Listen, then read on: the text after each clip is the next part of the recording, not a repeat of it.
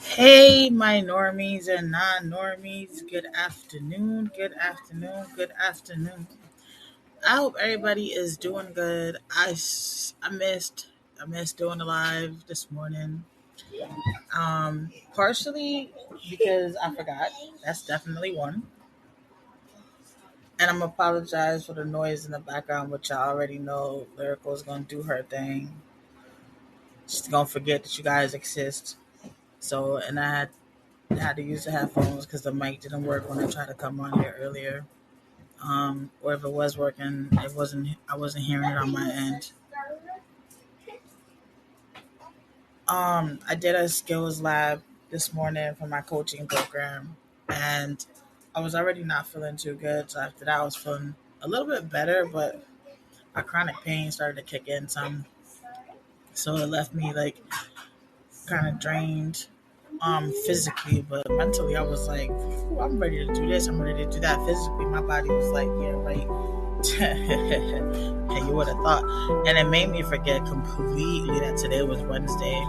It made me forget completely that at 11 o'clock I told myself I will be on my podcast doing my live, even if I miss posting my recordings or doing my recording so that I could post it. I was still supposed to be making it to my lives at 11, but it also doesn't help that my microphone is not working.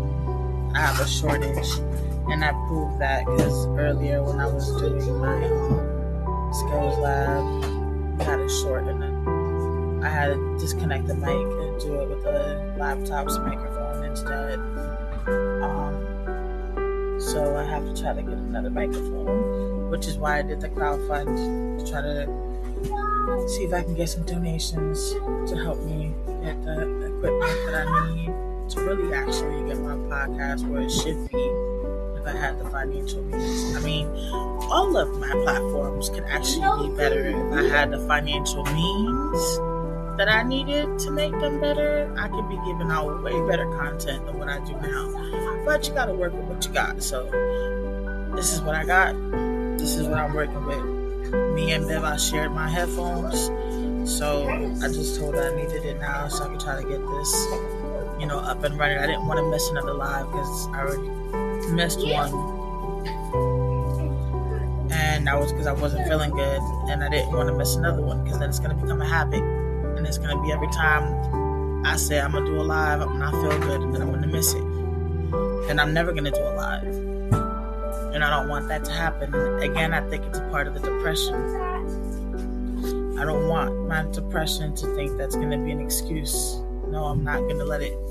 Can't let it. And this depression, like I've been saying, this depression is different from all of my other depressions. Like, it's persistent. It's very persistent, and doesn't show up consistently, so it's not consistently there. It gives me a lot of good moments, but when I need it not to be there, it's when it's there the most. And when I think I'm like, all right, I'm feeling a lot better, like I think I'm getting on the right track now, so let me knock out a couple of things, and I'm feeling a lot better, and I'm like, yeah, I think I'm getting there. All of a sudden, here comes a big wave that was stronger than the last wave, and it knocks me down harder. I've learned that depression looks different every single time. It's not the same. It's not a cookie cutter thing. And it's not a cookie cutter thing within the same person. So it's like it's like the ocean. Each wave, every single time it comes, is unique. It does not look the same as the last wave. So, the same way with depression. Each bout of depression does not look the same as the last one.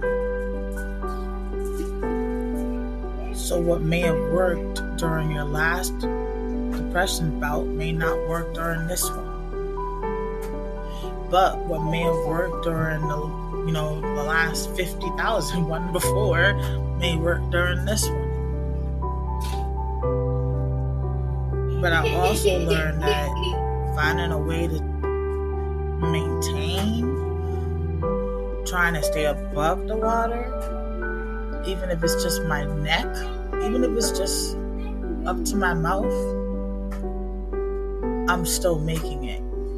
I may not have all of the answers, and I'm still trying to get the rest of my body out of the water, but as long as I'm breathing, I'm still making it. And that's where I'm at right now. This depression is really trying to find whatever it can. Lyrical, please stop.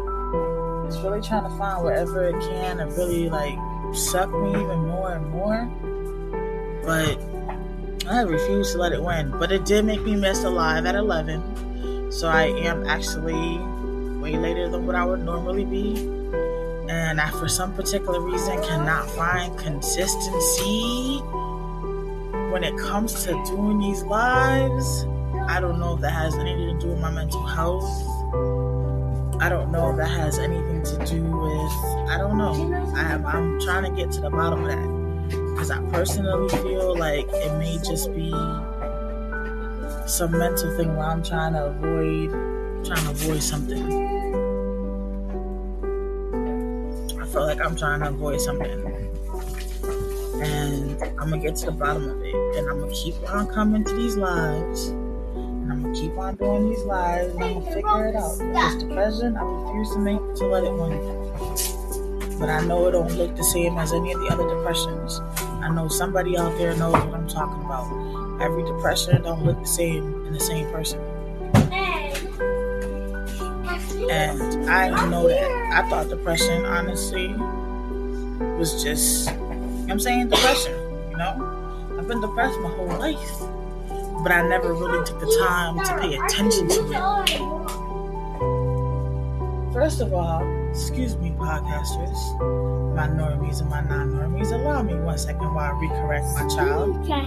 First of all, there's one thing you're not about to do. You're not going to continue to disrespect me and everybody else that's listening. You're going to stop being loud because you're being rude. So can you please apologize? Sorry. Thank you. You continue playing, that's not a problem, but you're not going to continue to disrespect everybody's time. Back to our normal programming. Anyways, I've always dealt with depression my whole life, but I never realized that's what it was, because in my household, we don't talk about these things.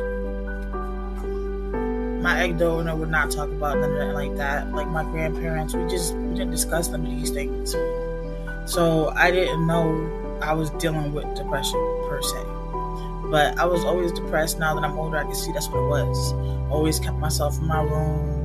I stayed to myself. I barely had conversations. Like my cousins used to have to force me pretty much to interact with them, to partake with them, to take the time to, to give them, they had to pry information out of me.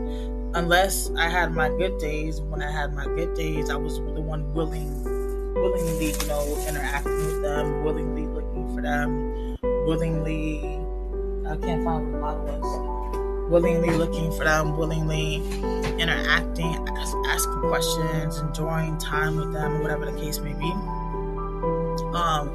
But normally they were the ones that were like, Lina, vente, like, vamos a hacer esto, let's go do this, let's go over there, like, ay chica, pero tú siempre, like, hey girl, you always, Papo used to always say that. I kind of miss him, low key. Above anything, I don't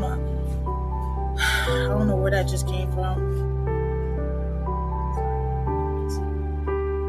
I don't know where that just came from, but like, I really love you miss my cousin.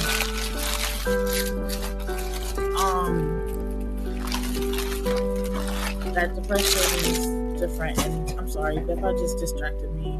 She stopped me in the middle of saying something very important, which just threw everything off that I was trying to say. So like, it just took everything. Welcome to my world, you guys. This is my world every single day. Whether I'm trying to do content, whether I'm trying to study for myself, whether I'm trying to think for myself, whether I'm trying to just take a second to myself, but always get really interrupted by somebody else because of their autism except for the stinker-doodle who doesn't have autism. They don't see when it's the right opportunity, when it's the right time to interrupt or not interrupt. And then it just puts me in a whole different headspace. It takes everything that I was trying to do or say and puts it in a box where now my brain sometimes just says, hey, Lynette, you no longer have access to it thanks to this neurological thing that you're dealing with. So, oh well, you snoozed, you lose. And the lesson that I was going to learn, teach, or whatever is then no longer available. And it's like an error message. Error, abort, error, abort. And I become back to square one. And then to other people, it just looks like I'm completely unorganized and all over the place. And I look like I'm just completely insane, which we obviously all know that, yes, I am insane. I embrace this, and I love this about me. Don't get me wrong. I love it about me because it makes me who I am, and I don't have anything wrong with who I am. I just wish that it wasn't as unorganized, but it's not as unorganized because of me per se, but because of my environment and my dynamics. Having two autistic children makes it just a little bit harder. So I have to, counter into wrong words. I was just about to use wrong words. My brain just warned me that my sentence was going to make no sense. I have to take into account that they lack certain social aspects. So when I'm doing certain things, when those situations happen, I can't get upset. So then I can't allow my PTSD to get triggered. I can't allow my bipolar to get triggered.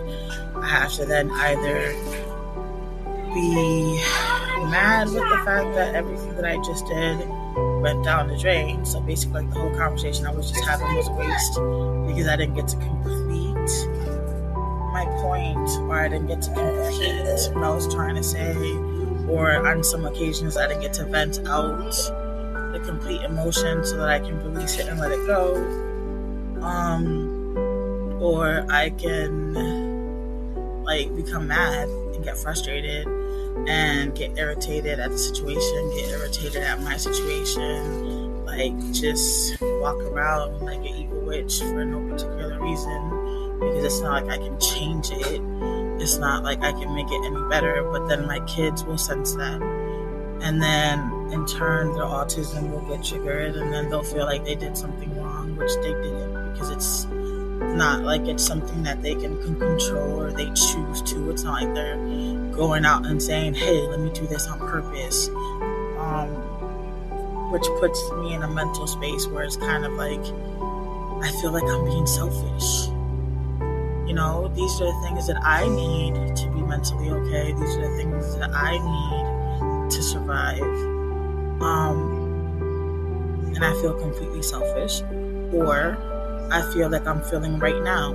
This lady, I'm not going to say like this lady because I obviously didn't think it like that, but I feel like I completely make no sense to you guys because I just switched topic to a completely different topic than what I was just discussing due to the fact of what happened. So I was on this whole depression conversation. I was bringing up a whole different story with my cousin, but then Vivon interrupted, and that just went out the window, and my whole emotion off of that went out the window, and the whole inspiration of what brought that on went out the window, because by her interruption, it just disconnected me from everything, and I then had to switch. So now I switched to a whole different topic, and I'm sitting here I'm de-escalating, which is why I brought it up, and I'm having this whole conversation with you guys right now. This is my format of de-escalating. This is why I brought it up. I have to de-escalate because I wanted to turn around and just be like, why would you do that? I was sitting here in the middle of of a deep conversation. I was bringing up something about depression. I was putting two and two together. I was bringing an explanation.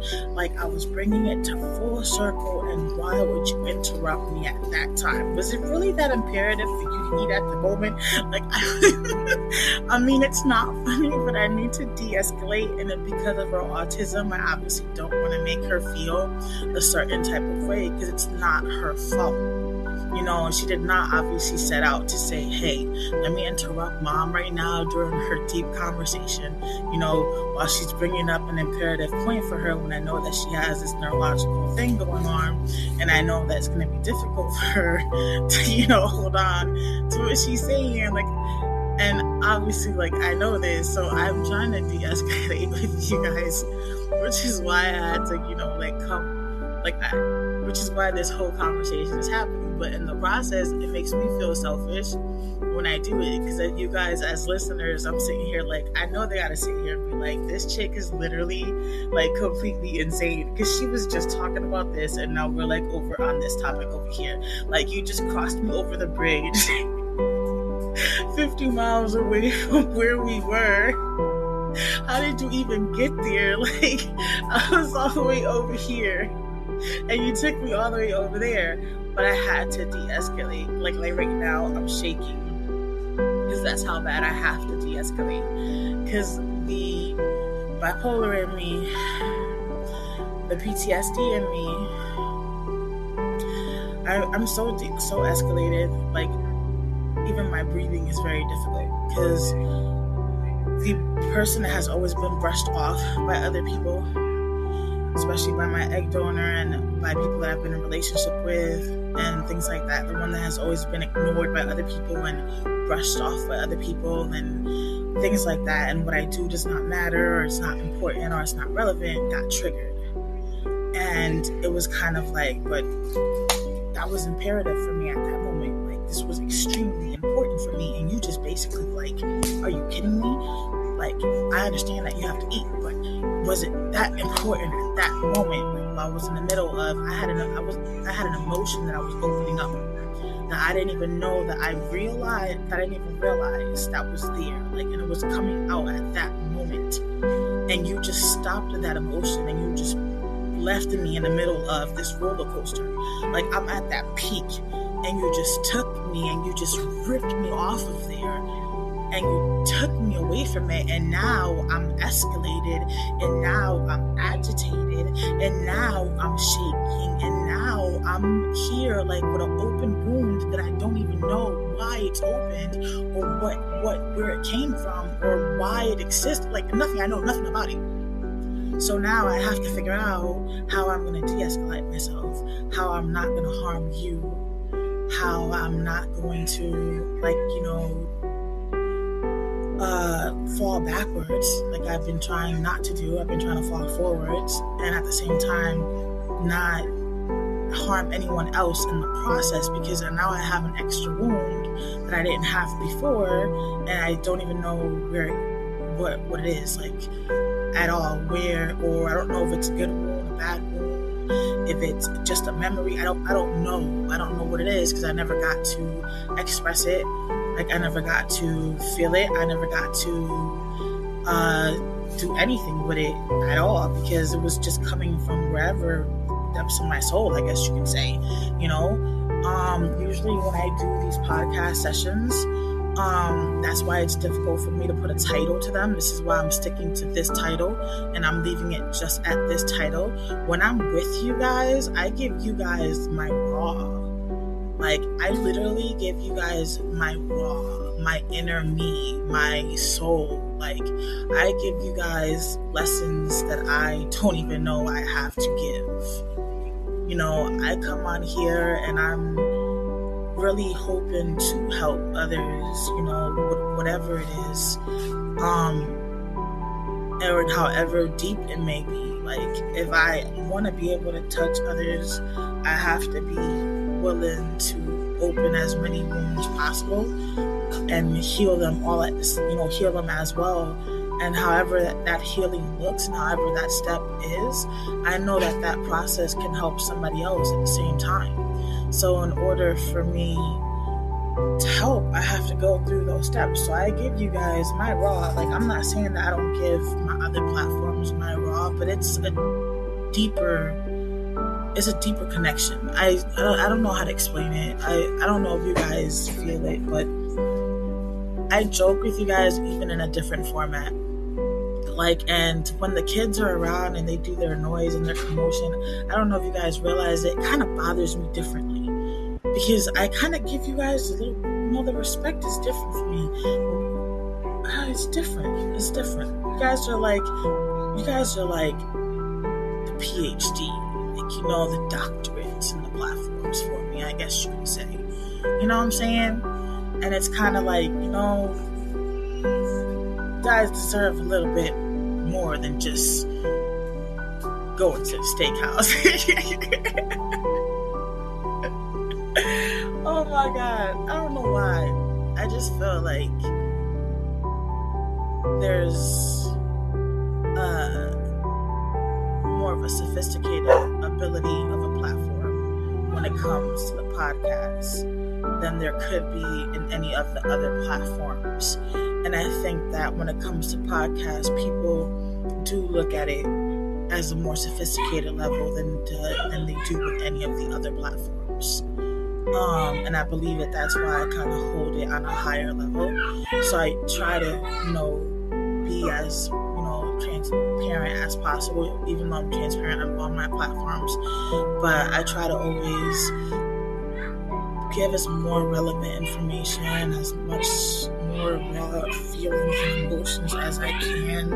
Answers. I try to give you guys more answers. If I'm doing something, I try to have definitely more answers than I guess I do on the other platforms, even though I try to put as much of the same content as I can. It's just with you guys, I guess I try to do more of the answers, I guess it really is the answers. I feel like the answers of the why, the how, who, when, where, I believe that's a lot more relevant over here than anywhere else. I believe everywhere else people are it's more about being nosy than it is about learning or understanding or compassion or empathy, or anything, like any type of emotion or feeling, period. I really do think that the other platforms, except for Instagram, but YouTube is really definitely more about being nosy. But yeah, so I'm sorry. I'm de-escalated now, guys. I stopped shaking. I don't know if you guys can tell that my breathing isn't the same anymore, so I'm definitely de-escalated. I can talk better now. I was going through a trigger. It was literally at first I was just escalated, and in the process of talking to you guys, I realized that I was being triggered as well. And that's when I noticed that the short breath was coming along. I didn't want to have an asthma attack or a panic attack or anxiety attack, obviously, while on a live. That was not going to go well. So I had to try to find a way to de-escalate that as well, while I was trying to de-escalate myself from everything else. This is my first time ever having to do that while doing something of this nature. So I really do hope that I did pretty good and didn't scare anybody. And if you guys did not notice, then that means that I need to give myself an A+, because that means that I did awesome. Because I really was having a PTSD trigger while de-escalating myself from having a trigger of whatever I did. And if nobody noticed, then I did an amazing job. Yay me. Because I was scary as hell. I really thought I was about to have a whole complete attack while having you guys on here. And I didn't remember what my pump was. And I didn't want to scare Beba because she would have freaked out on me. And it's just me, her, and lyrical. And that would have not went well. And Yeah, so I was really praying that it would have worked out in my favor, and I definitely thank God that it worked out in my favor. They've been coming on a lot lately, and I don't know why. They even come in my sleep. Sometimes I'm just jump out of my sleep, and I have to sit up, and I'm like breathing, and I'm like, and I feel like I can't breathe, and it's like the room just becomes extremely hot out of nowhere, and the kids will be asleep, and I'm just like, I have to talk myself through it, and pray, and then lay back down and go to sleep. I don't know what is causing them, and I'm not sure where they're coming from, but lately I've been triggered a lot more than what I used to be, and could be in the process of dealing with something else, and like just happened right now, I'll get a trigger and I'll be ready to have a full-blown attack, and I don't want to scare, Biba. She's been through enough, and I can't put her through anymore, and I guess that's the selfishness in me, which is what put me in a wheelchair. Me being selfish, but not selfish at the same time, putting my kids first before me and forgetting all about me is another reason what has landed me in the wheelchair too, but she wouldn't be able to keep dealing with a lot. She's already worried that she's not going to have me much longer, so I just try to self-cope. Like right now my chest hurts, but I already know that's just because I just went through a whole attack, and it usually happens right after it, and it'll be sensitive for a while.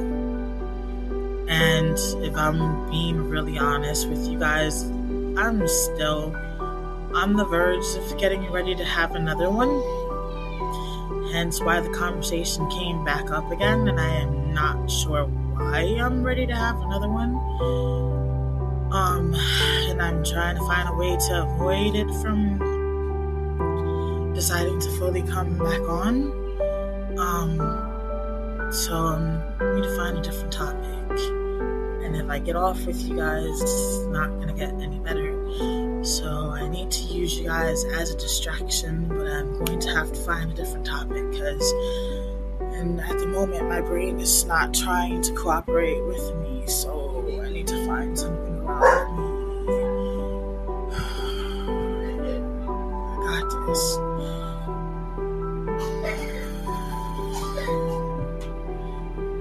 Damn it, I got this. Guess I didn't do a good job like I thought I did. I can do this shit. I got this. Damn it. I got this shit. I got this. Fuck. Okay, so I can do this.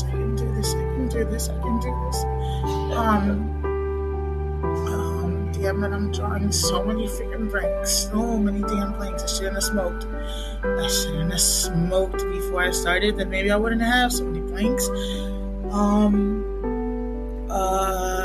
Okay. Think. Relax, breathe.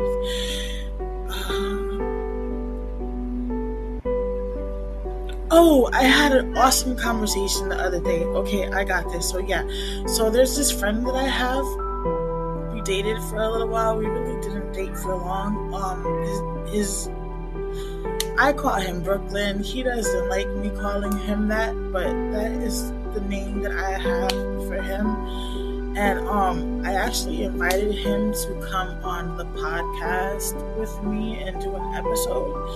He is pretty cool and laid back. We've been really good friends for a very, very, very, very, very long time, since like 2013.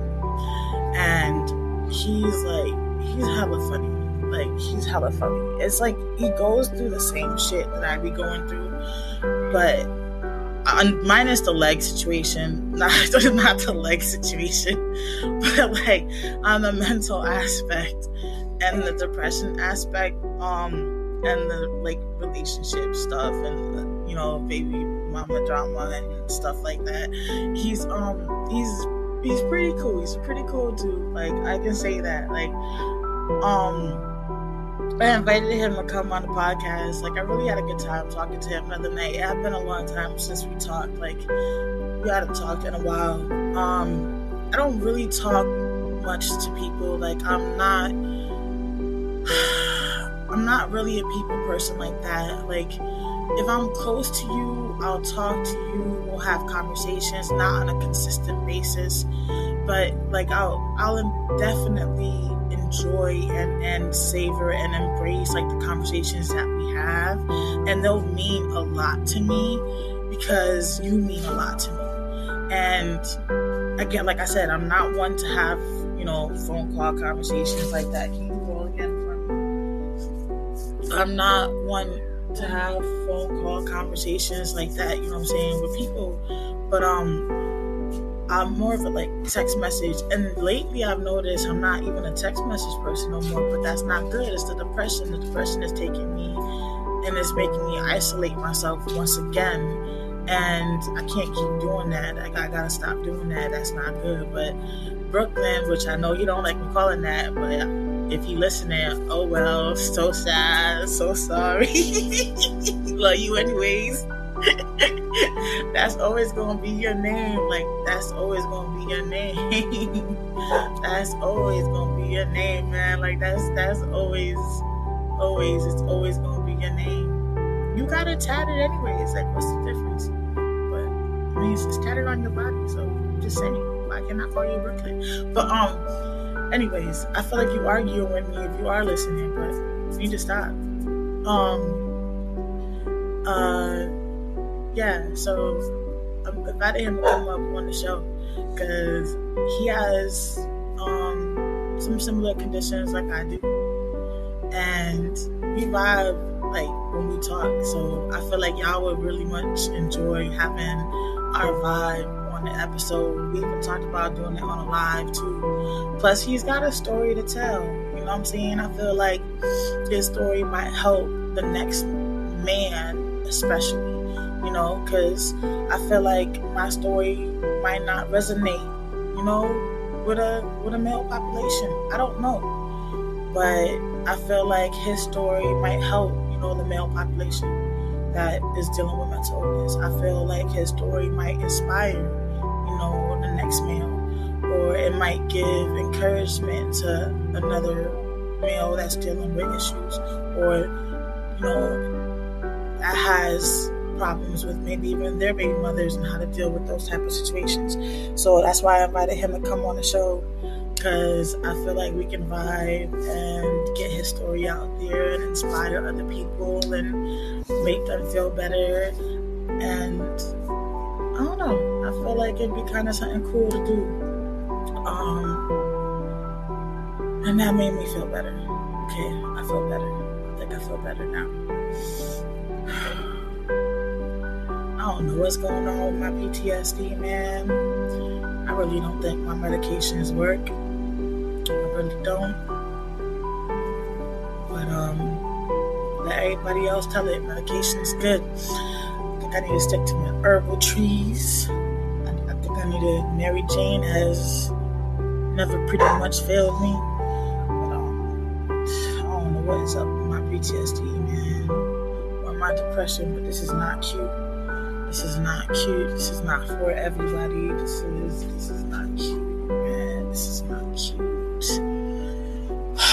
This is not cute. This is not cute. Man, I feel like I've been talking to you guys for an hour. And according to the radio, it says I've only been out here for 34 minutes. Yo. There's no way I've been talking to y'all longer than that. Why am I having so much anxiety? I've only been talking to y'all for 34 minutes. I don't get anxiety to talk to y'all. So, like, I'm not understanding what is going on with me today, people. Does anybody want to feel like being my therapist? Does anybody want to feel like being my therapist? Because I feel like I kind of need one right now. need to get to the root of this anxiety right now, because I don't know where it came from. It just came out of nowhere, and it just kicked in out of nowhere, especially when I did that thing. Maybe I should have done it. Maybe I feel better. Nope, I don't even want to do it. See, I don't even want to do that. Oh, and then tomorrow, I actually have, let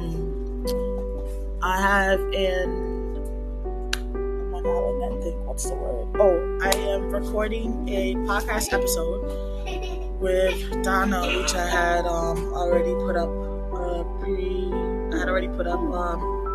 an episode that me and her had, pre-collaborated on before, where we talked about what we were going to talk about on her actual episode. So we're going to record her episode tomorrow. If everything goes well, I should be able to put it up tomorrow. So I'm looking forward to that. I say if everything goes well only because my pain and my chronic pain, they haven't been my friend, but I think it's because my depression has been, a little bit more, so that kind of doesn't help with the chronic pain. But I'm looking forward to that. What else do we have going on?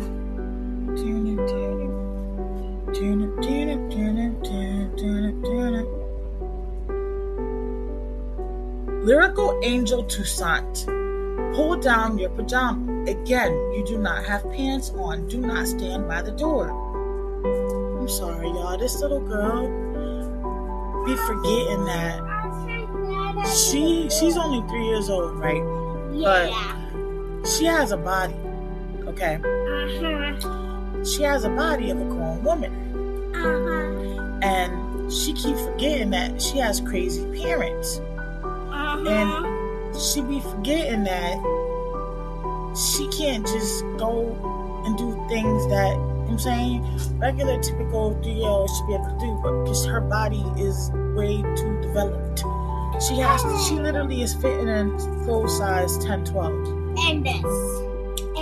Lyrical, it's a podcast, baby. The podcast can't see, they can only hear. So they can't see your lip gloss and they can't see your nail polish. Look, there's no video, baby, okay? So she wears size 10-12 because she's very thick, and she got her mama hips and she got her mama bottom, okay? Don't blame me, it's not my fault, it's genetics. And she wears 10-12 for a 3-year-old, but she got her daddy height, so she's tall. So she be, I be telling this little girl, if you don't sit your behind down and don't remember who your mama and your daddy is, you gonna get somebody knocked upside their head one day. Cause she child, don't make me have to lose my mind totally. Like I at least, sorry y'all for the airplanes. Babe, I was walking Koa and Lyrical opened the door. I feel better now. Thank you, y'all. Thank you to whoever stuck it out and rode out this with me. I feel better. I feel like a G now. I don't know what that was. I don't know what was going on.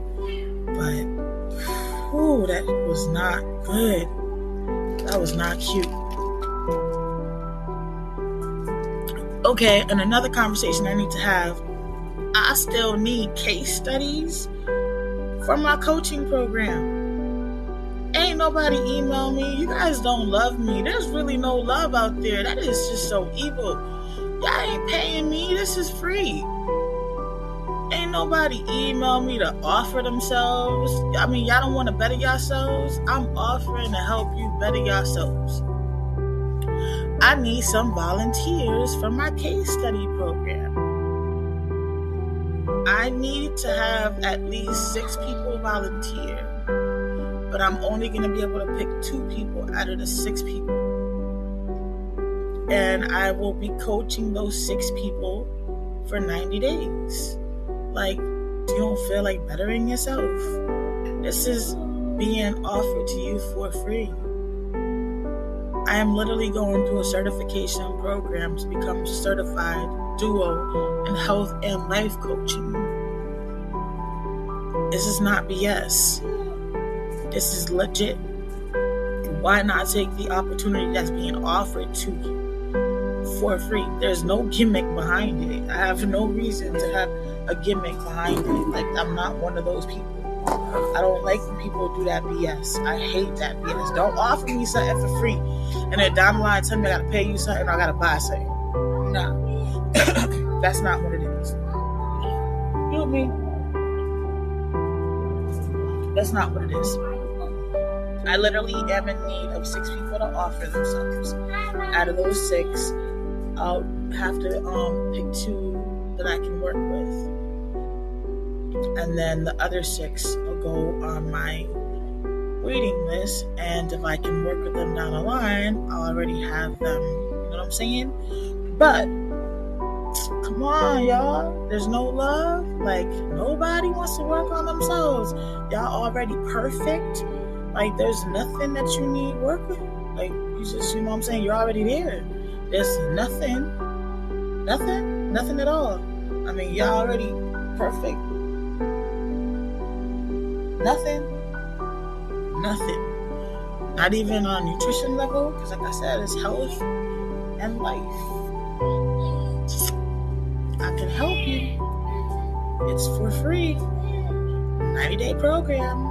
Take advantage while it's there. It won't be for free forever. It definitely won't. And it's virtual. Because I sure can't wheel myself to nobody. It's virtual. I said it's virtual. You okay, mama? Even Lyrical said it's virtual. It's virtual. Like, all it is you commit to once a week. Once a week. That's all it is. Once a week for 90 days. Once a week for 90 days. For free. That's all I need. And I need that so that I can pass my certification. So that I can, because I'm literally getting, this is a real certification for me to become like certified. Okay, my real certification, my real certificate, you know. I can get a real job, you know, with it, but I want to actually do my coaching business. I want to help other parents like myself. I want to help other children like mine as well. I want to be able to help those that feel like their voices are not being heard. I want to help them find their voices so that they'll know that they're actually being listened to. So take advantage, man. Take advantage. Why not? What are you going to lose? You didn't put a dime down. It's an hour a week. That's an hour you're just taking away from scrolling out of social media. You're going to listen to somebody else on social media tell you the same thing I'm going to tell you for an hour. What's the difference? You're going to help me out. And then you never know. I may help you grow.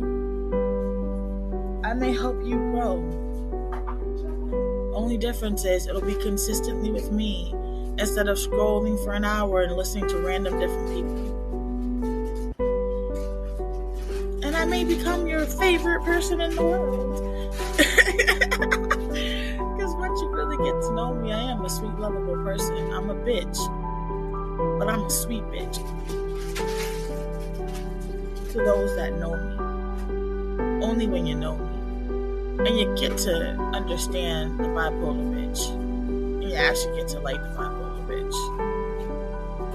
You get to work around her. So why not take me up on the offer?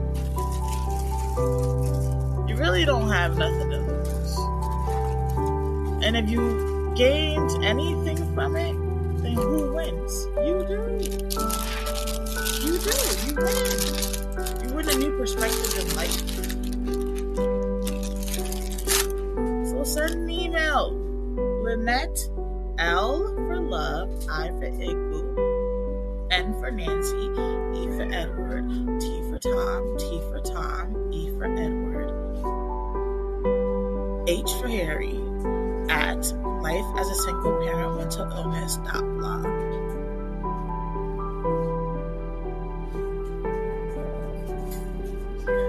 Shoot me an email. Sorry, I got hungry. Shoot me an email. Let me know you're interested. Let me know what you want to work on, why you're interested. And that's my email. Paula, shut up. She said sit, not speak. Talking back. You hear her talking back? She was already sitting, but was talking back. Like, how you talking back when you waiting for your food? Disrespectful and rude. Even the dog got her manners. So rude. Shoot me an email though, and I'll get back to you personally. You ain't got nothing to lose. You got a whole bunch to gain though. Like for real. Take me up on the offer. Shoot me an email. I got a couple of people in mind.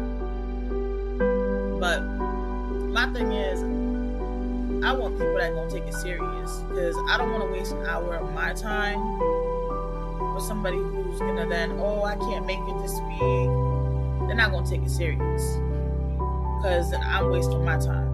I could have been with somebody who's gonna take it serious.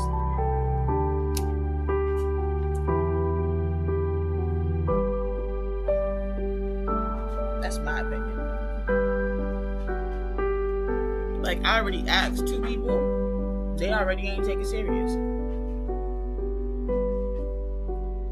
And that was my trial. They already skipped on me once. Good thing I started asking early. Before I really need to have this, ready. Because I got time. But I need committed people. I want to get this, ready before I need it, so that when I need it, I got committed people.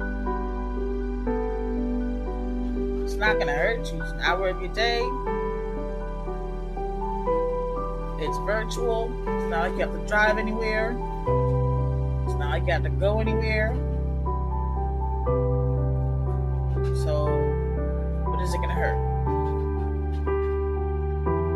And honestly speaking, I want to really do it for anybody in the mental health community, because that's my niche. That's what I know. That's what I can resonate with. So why not get help from one of your own?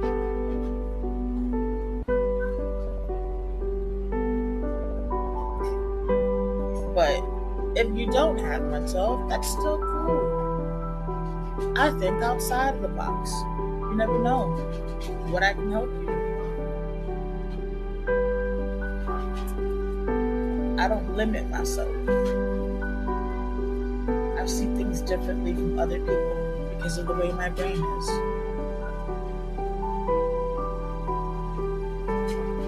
Why did I start to eat this? I know I said I was hungry, but in reality, I don't think that I am. I think it's my anxiety. Daddy forgot my slippers and my sunglasses. I know. It's at Uncle Fat's house. I know. I need sunglasses. And they'll get my eye. Well, you're not going outside right now, so you don't need it right now. Can I finish? Thank you. Great conversation. But I need that help, please. So if anybody is serious or knows of anybody that may need a coach, and may be interested in taking this free opportunity to be my case study, pass along that email, let them know there's an opportunity. Just let me know, why they would be interested and what they want to work on. And I'll shoot an email back. definitely shoot an email back letting them know, I just need 6 people to volunteer, please. There should be some love out there for me, some type of love. Doesn't matter where in the world you are. Just do not have to be in the United States. You can be anywhere in the world, okay, because it's virtual. There's got to be somebody that's willing to let me coach them. I mean, we all have something that we can work on. I know I'm working on a lot right now with this program, and this program has shown me a lot. It has actually made me think of a lot too. And I'm doing another coaching program while I'm doing my main coaching program, and that one has actually taught me a lot as well. So, yeah, I'm getting coached because I know I have things that I need to work on. But I don't know. That's just my opinion. So if anybody's interested, even if you don't feel like you need it, just humor me and help me. If you like me, you'd help me. No, you don't eat the darn sponge, Koa.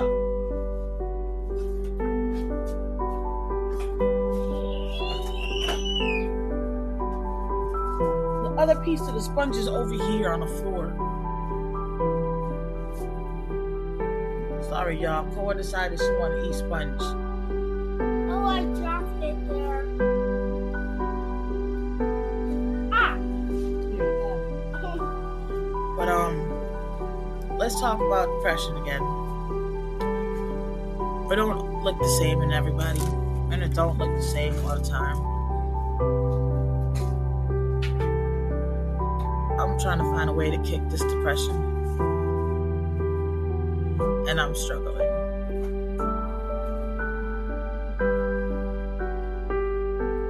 I'm not sure how to kick it. I want that, but I'm not sure how to kick it. Like, I'm really struggling. It's everything that I usually would do is not working per se. And like, I can find myself fine 1 minute, but then the next minute I fall like into a little depression. I get sad. Makes my mood swings from my bipolar like up and down, up and down. It's annoying. Like, I find myself struggling to get out of bed. Find myself struggling to start my day.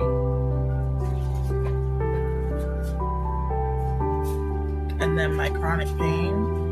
Oh, let's not even talk about that. That seems to be off the roof. It's like my pain pills aren't doing anything at all. So the depression is making that even worse. Does anybody else experience that? Does your depression like just throw everything off? Does it just really like make everything else 10 times worse?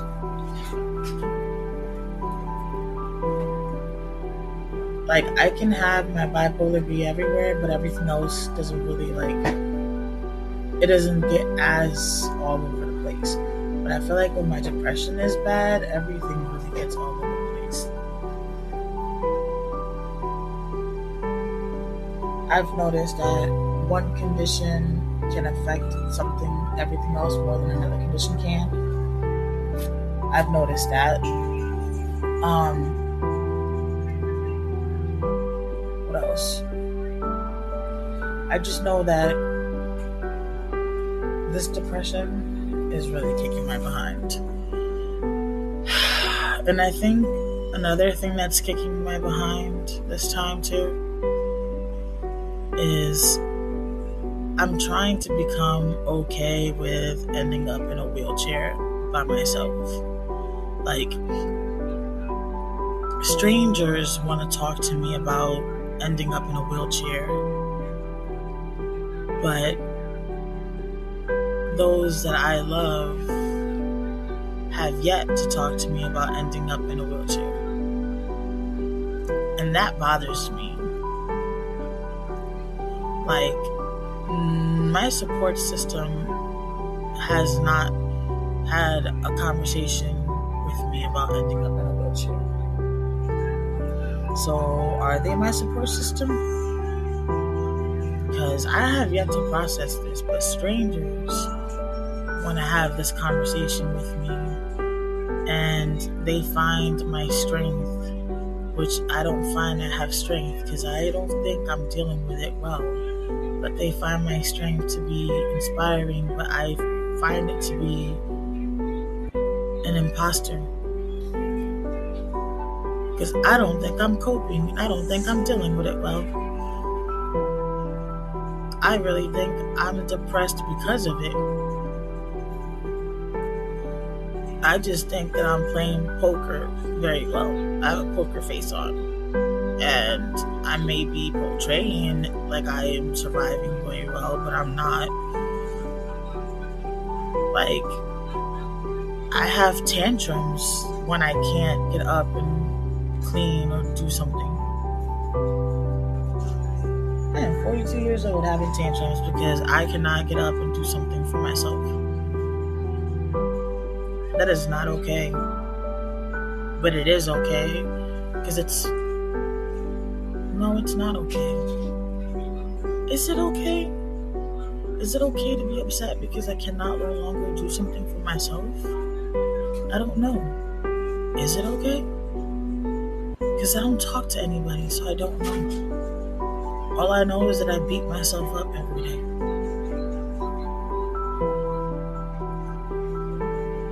And then I really don't like the fact that I shouldn't have to tell the people that are supposed to be able to talk to about this, hey, why don't you ask me how I feel about ending up in a wheelchair? Hey, why haven't you asked me how I feel about losing my legs? Hey, why don't you ask how I'm doing? Hey, like, why should I have to ask people these things? Isn't it something that they should do on their own or should have done on their own from day one? I mean, wouldn't you have done that if you had somebody that you loved in my shoes?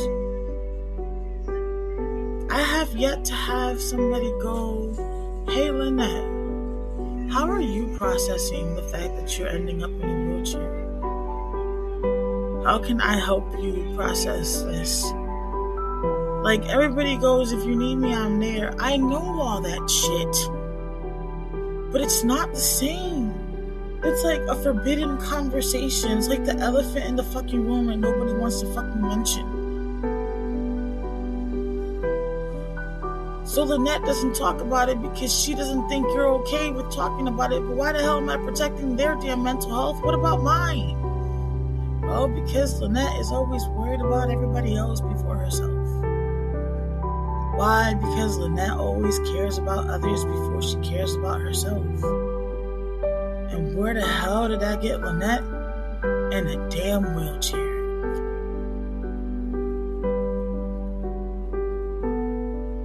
With some neurological issues because her brain is trying to do everything it can to protect itself from any more damage. Isn't that crazy? That is insane. But that's how powerful our mind is. Like, my mind is saying, listen here, woman. If you're not going to do what it takes to protect us, then I'm going to do what it takes to protect us. Screw you. And that's what it's doing. That's exactly what it's doing. Oh, and let me get into anything deep. Any deep conversations. I don't know if you guys watched the YouTube channel, but it's on. I think it's happened on my podcast too, where I start to stutter when it gets too deep or too intense. It'll start shutting me down so that I won't be able to continue or to warn me to stop or whatever. Like, My mind ain't playing no games with me. It's tired. It's fed up. It done had enough. It said, deuces, I'm over this. If you ain't doing your job, damn it, I'm gonna do your job for you. And that's clearly what it's doing. And honestly, the leg thing, one of the neurologists was like, she believes my mental health is also playing a part in it too. I was running 2 jobs, running around like a chicken with my head cut off. I think my body had been telling me for a while to sit my ass down. Sit my ass down. Sit my ass down. Well, I guess my mind decided it was going to do it for me.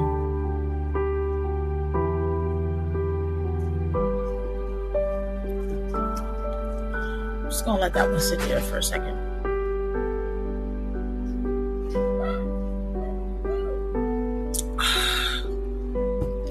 Sorry, I got thirsty. Yeah, my mind must have been like, listen here, bitch. Let me tell you something. I done been giving you all these damn warnings. I done been telling you all this shit. Showing you all this shit. Giving you little hints here and there. Because it was. The other day I was sitting back and I was doing some thinking. And a year before I ended up in this wheelchair, I started having problems, but it was on my right side. It wasn't on my left side. My right leg would start to give out when I was walking, and I would feel something pinched on my lower right side, not my left. So it was giving me warning signs a year before. But due to transportation issues and me having to work in order to be able to pay $1,050 rent on my own, I couldn't take the time off to go to a doctor. So, in order to survive, I had to neglect myself again. Guess I didn't learn my lesson from all the other times I neglected myself.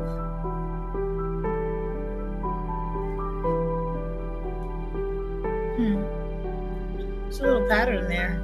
I'm just really hard-headed, like my grandmother said. Casquidura. Bien casquidura. No, I guess the pattern that I see is I don't think I'm worthy of my time or anyone's time. And that has something to do with my past. My egg donor pretty much never gave me her time. And I grew up to be okay with that. And I grew up to be okay with that when other people didn't give me their time either.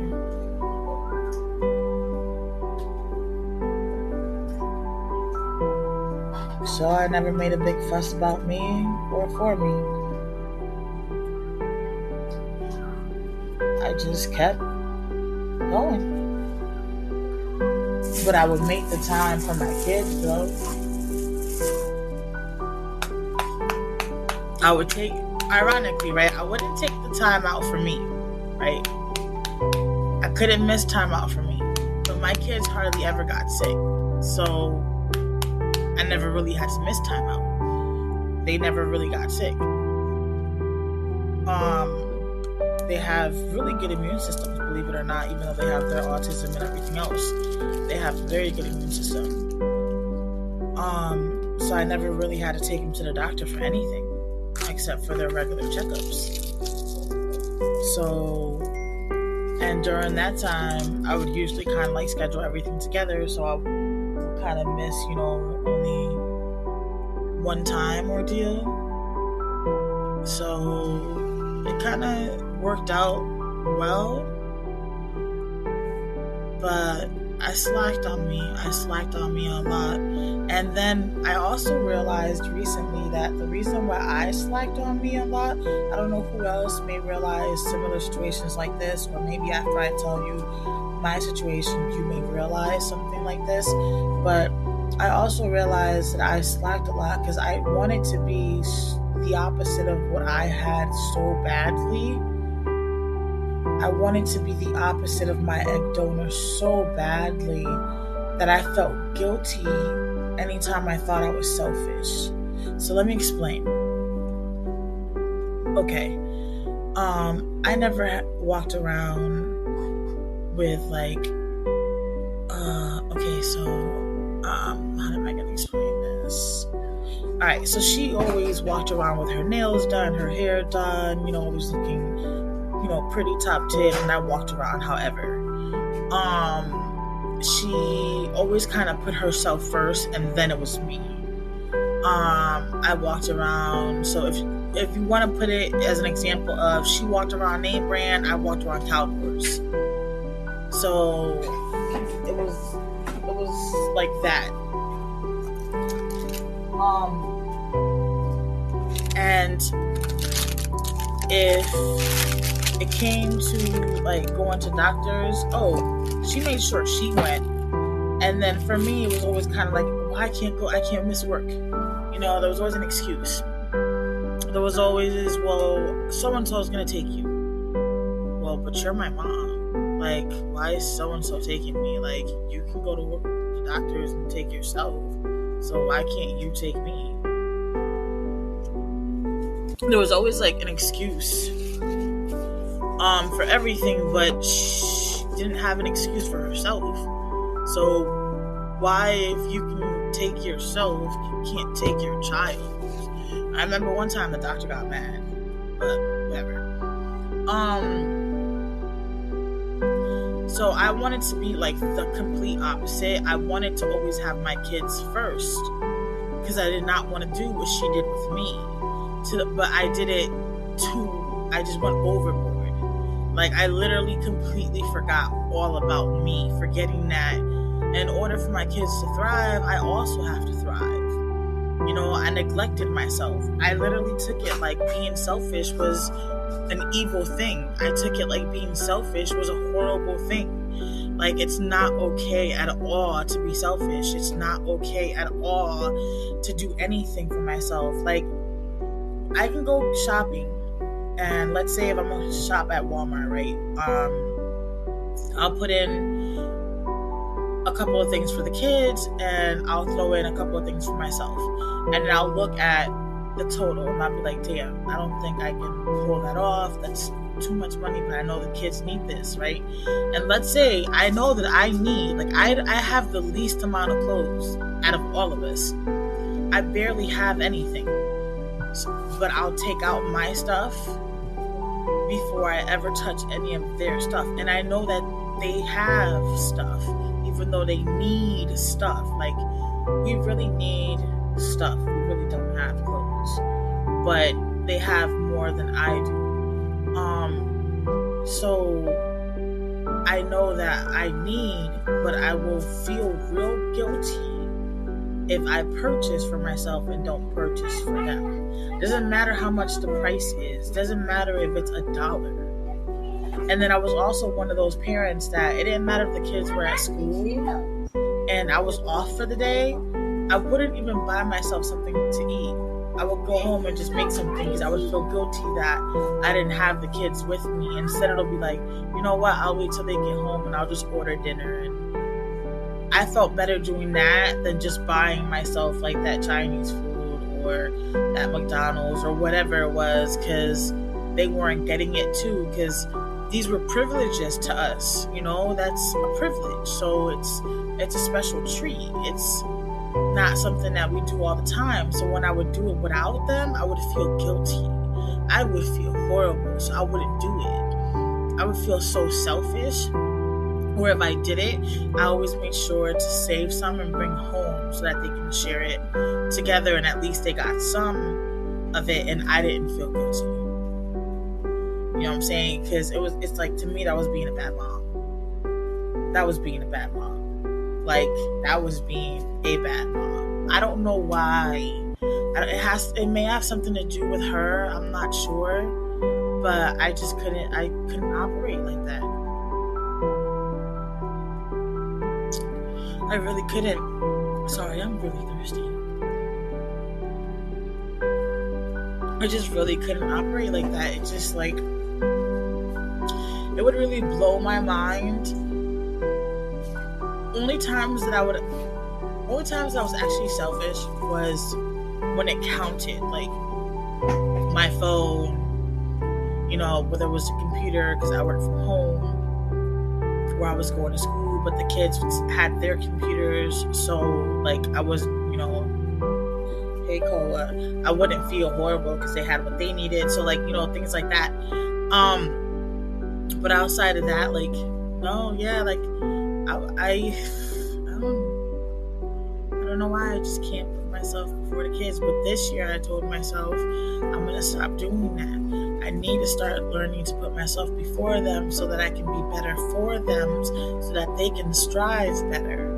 I need to start, like with this coaching class, I fell so far behind because I would let them keep distracting me, and then I would stop because they would start with the bickering and the arguing, and then I told myself, no, enough is enough. I fell 6 weeks behind, and I finally am caught up. I finished the 5th week, because technically this is the 6th week now. The 7th week will be next week. So I still have to do the skills lab for week 5 and finish the lesson for week 6, and then do the skills lab for week 6. So I'm catching up. And I was like, I have to realize that in order for us to thrive and do better and get out of here or succeed, period, I have to start putting myself first for a lot of stuff, or I'm gonna just fall apart completely, or have a serious nervous breakdown or mental breakdown, and I'm gonna be no good to anybody if that happens. And then what's gonna happen? Then I've done all of this for what? For nothing. We tell ourselves, oh, we got this, we got this, we got this. Does this sound familiar to anybody? We got this, we got this. Meanwhile, we're breaking more and more, and then we don't have it. And by then it's too late to do anything about it. And then what? And you know what I'm saying? I can't afford for that to happen, because I personally cannot end up in somebody's psych ward. I have nobody to stay with my kids. I have nobody to watch them or be there for them or stay with them, period. So I cannot allow myself to break in any shape, way, or form. So I have to start putting myself first and start worrying about myself, so that I can hopefully avoid that breaking point. And it is avoidable, and it's not selfish. And at one point, I thought it was selfish, and I was like, how can a parent just, put themselves first like that? Like, but it's not selfish. Like they tell you when you're in an airplane, put your mask on first and then your children's. I gotta put my mask on first so I can put my kids' theirs and make sure that they're okay. And I failed to do that all these years, and now I'm trying to do it the correct way so that we can get on our feet and get out of here. Like, I see the bigger picture. I didn't see it before. I see the bigger picture. I'm trying to get to that bigger picture. Like, 3 months ago, I didn't see a big picture. Literally, I just saw darkness. 4 months ago, 5 months ago, 6 months ago, I didn't see anything. I was aiming at blanks. Darkness. I was like, I didn't even know what I was shooting at. It was just like, there's gotta be something out there. Like, I'm just grasping at thin air. And I now see the bigger picture. Like, I see an end result, and I'm trying to get there. And this depression is slowly trying to change that end result into something that I don't like. And I'm trying to change that. Well, not change it, but stop it.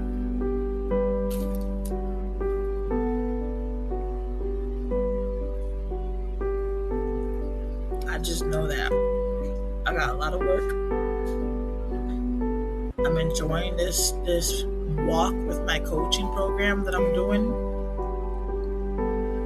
It's having me see the world in a different way.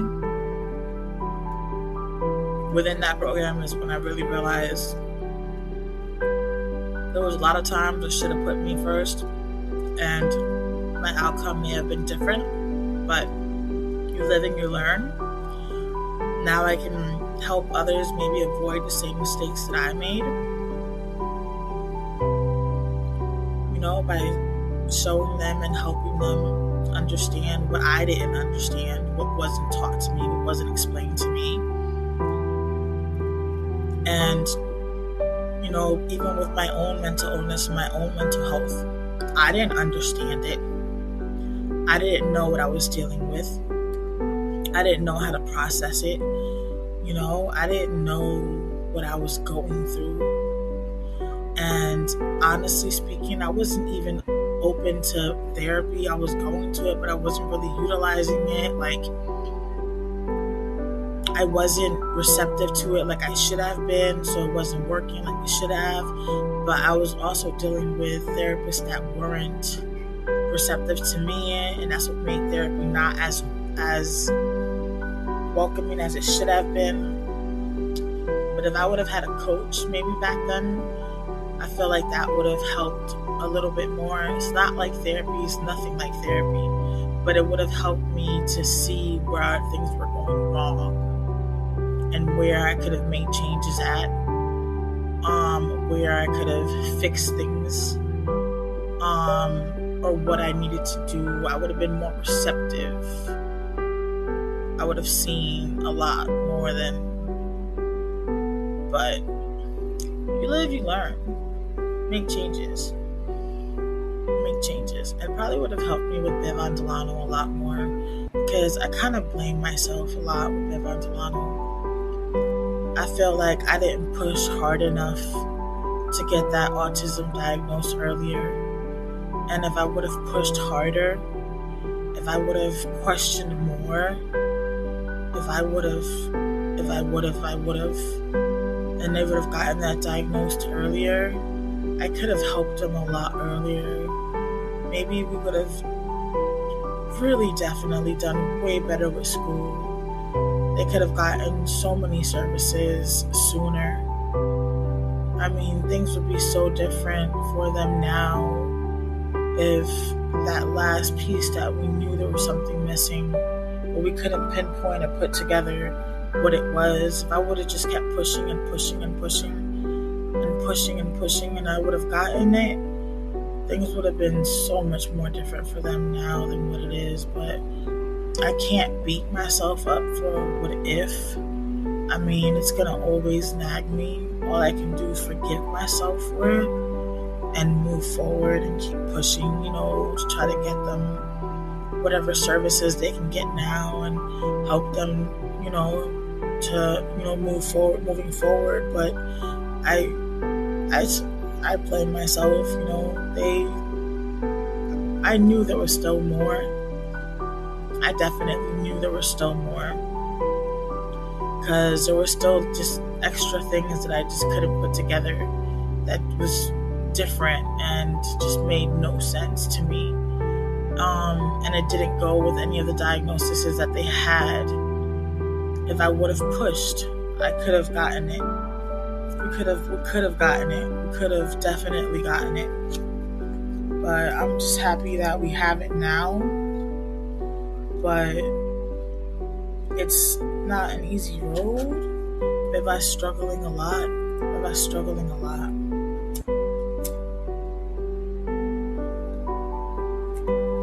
struggling a lot to understand a lot. She's struggling a lot. But she's supposed to be starting an ABA program soon. And I really do hope that at least helps her.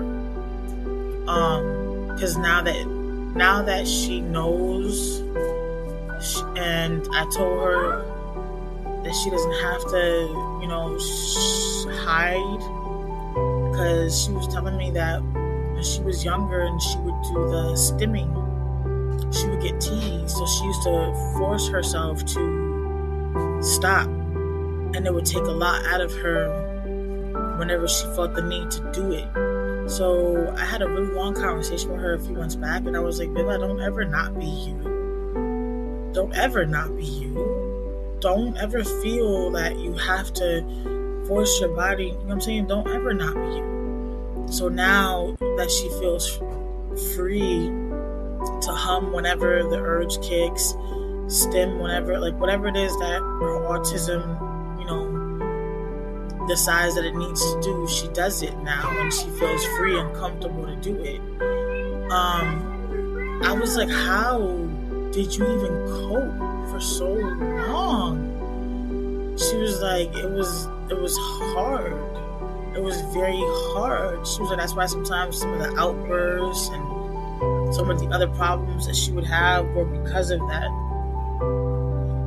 I felt so bad because she never told me, or apparently the therapist or anybody about it. She just kept it to herself for all these years until she finally had a diagnosis and understood what the diagnosis was. She finally felt comfortable. Like, I felt so bad.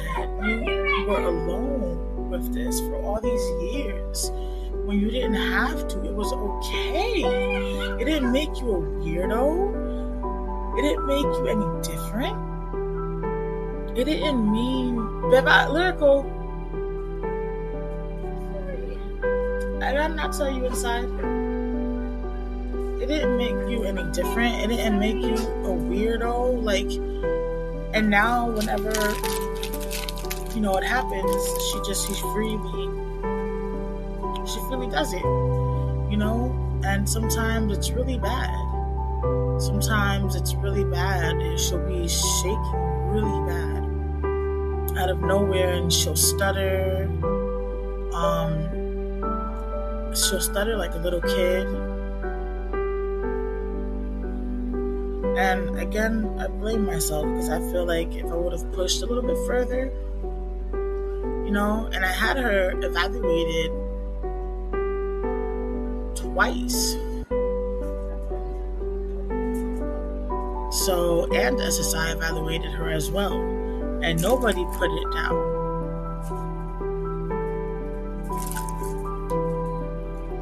So, I felt bad. Because it would have been easier for her if we would have known earlier. Definitely would have been easier for her. But no point in sitting in that feeling because it's not going to change anything. It's not going to make anything any better. It's not going to definitely improve the future. So all I could do is keep pushing for the future to be better and keep helping her through it. And keep finding whatever else can help her through it as well. But as a mom, it just makes you kind of feel like, I failed. Even though I don't want to set her up for failure, I did. Not meaning to or not knowing, but I did. I trusted that the doctors, and no, she got evaluated 3 times. She got evaluated, child guidance, then SSI, and she got evaluated when she was, for the first time, hospitalized. Then she got evaluated. Yes, Beva's been evaluated a couple of times. Because she got evaluated again when she was hospitalized after that. And every single time, everybody has missed it. So you know what? I can't feel bad. It was the medical system that failed her. It wasn't me. Because I did my job. I put her where she needed to be every single time. I put her in the hospital every single time. And it was her autism and everything else that... Because I remember the episodes of why I put her in there. It was the system that failed her every single time because she was evaluated every single time. And every single time I remember they always said there's something else, but they can't pinpoint what it is. They can't pinpoint exactly what it is. They can't pinpoint exactly what it is. Every single time I remember. So it was not I that failed her because I did my job and I did my part. I could push more, but I did push more. So what happened this time that we did get to the bottom of it? I gave the same information that I always give. This doctor would just happen to, I guess, see more to it than all the other doctors.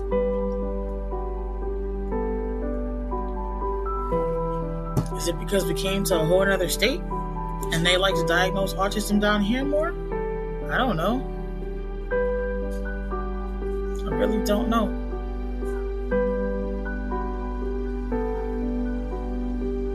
I don't know. But I do know that Viva has been diagnosed a couple of times. And each time they said there was something else there, another underlying condition, but they couldn't pinpoint what it was. And I think it's because of her high functioning. You know, I taught my kids that when you speak to adults, you look at them. Like when I tell you it took me a long time to train Delano to do that, it took me a long time to train Delano to do that. Even to look at a camera when you take a picture, it took me a long time to train Delano to do that. Now, years later, I realized that was part of his autism. But being a mom, even though I was a preschool teacher and I know all those traits of an autistic child, I didn't put two and two together back then. I mean, I thought about it, but then I was like, no, because he allows me to do this, and he allows me to do that, and we do this. And there was a lot of things that he let me do that autistic kids normally don't. And there was a lot of things that he did that autistic kids don't, but I didn't think of it as a high functioning. You know, but I trained my kids to look at the camera when you take a picture. I didn't put two and two together. I just did what I did as a mom, you know? All right, the camera's over here. You gotta look at me now. And then they have ADHD, so I just thought it was part of their ADHD and ADD. Because that is a part of that as well. So I didn't take it as, well, maybe that's just because of this, you know? I didn't really just go, okay, well, there has to be autism. I was like, well, it probably is just because of the ADHD and the ADD. I didn't sit there and go, well, let me go look deeper. Delano allowed hugs and kisses and to be touched.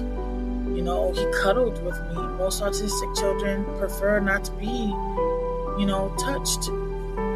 But I didn't think of it as a high spectrum. I just generalized it. He doesn't do the repetitive, but he does.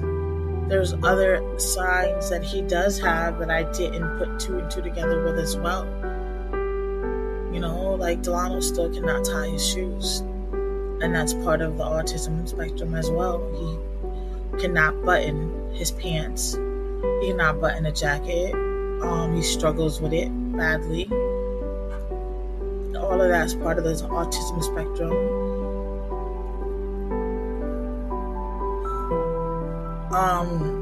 Hygiene he has a problem with. It's part of the autism spectrum. And before, I was just like, dude, are boys this horrible? Like, geez, because I had a girl before him. So, the heck do I know about raising a boy? I just thought it was a boy thing. Like, darn. Boys are difficult. Harder than girls. Like, geez Louise. But, came to find out, it's part of the autism spectrum. I didn't know that. Like, I have to stay on top of him.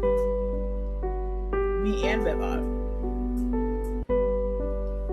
And when Delano was little, He still is now with his hair. He doesn't like having his hair combed, brushed, cut, nothing. That's part of his autism. Like, we have to talk to him. We have to literally prepare him mentally before anything's about to be done with his hair. Like, we've gotten him to the point where he lets Bella wash it now. Before, oh Lord have mercy, that was like fights. It was like, oh my God, I used to want to box the kid. I used to want to box him so bad, because with the autism, he would just do the whining and screaming, crying, and oh my God, I used to look at him being this big kid. You know, your brain looks at him and he's this big kid, and you're like, oh my God, why are you this big kid whining and crying like this? It doesn't associate autism with it. It's just like, this big kid is too big to be doing this whining and crying. You know, and I used to have to remind myself, okay, he's autistic, calm down, relax, breathe, woosah. Remember, he's got a condition. Because of that condition is why he's reacting this way. Do not lose it on him. Do you not know how hard it is to tell a mental health patient to not lose it on somebody else? Especially when they're triggering them. That is a very difficult task to do. What? I had to pass the baton to Beba. Beba then had to become Delano's hair washer and hair comber, because I politely had to bow out, and that's when I had to admit that my mental health had a limit when it came to my son's autism. And if I did not want to do any damage or harm that was unrepairable, I had to admit that I had my limits, and Beva became responsible, because I could not do it. I could not do it. I couldn't do it. I could not. It was it made me want to just, come on, put the boxing gloves on and let me knock you out real quick. And it's not his fault. He doesn't mean to. There's a sensory overload for him. He can't take it. That's his reaction. That's a sensory overload for me. I can't take it. I explode. That's my reaction. So, me knowing that, I don't want to set him up for failure. I don't want to set me up for failure. So I bow down from the equation. Put up the next person, Beba, who surprisingly, thank God, can handle it very well. And it actually, surprisingly, is one of the few times that they get along. It's one of the few times that their autism connects. And I find it to be very soothing, because it gives me hope. And it gives me hope that one day they're going to always connect 24/7. Not just during certain occasions, not just during certain times. It gives me hope that no matter what, if anything were to happen to me down the line, they're going to have each other's back. They're going to be there for each other. They're going to be each other's rock. And this is getting me sentimental and emotional. This is not where I want this shit to go. So we're going to rewind a little. We want to take it back because we don't want to get emotional. But yeah, that's autism. That's my kid's autism.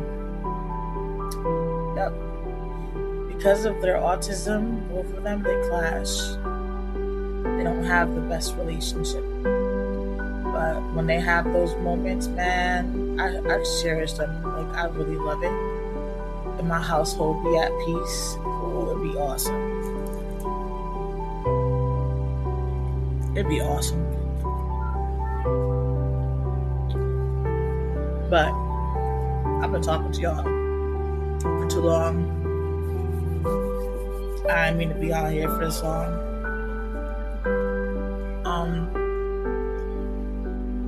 appreciate for anyone that stayed, heard, listened through my unfortunate attacks.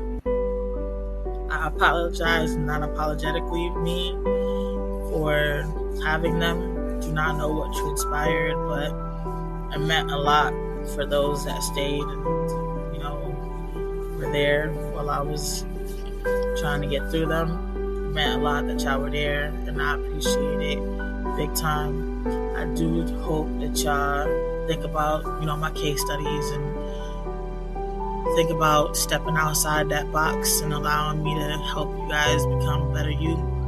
And shoot me that email. If you go to the blog, you can also find the email contact there, which is life as a single parent mental illness .blog.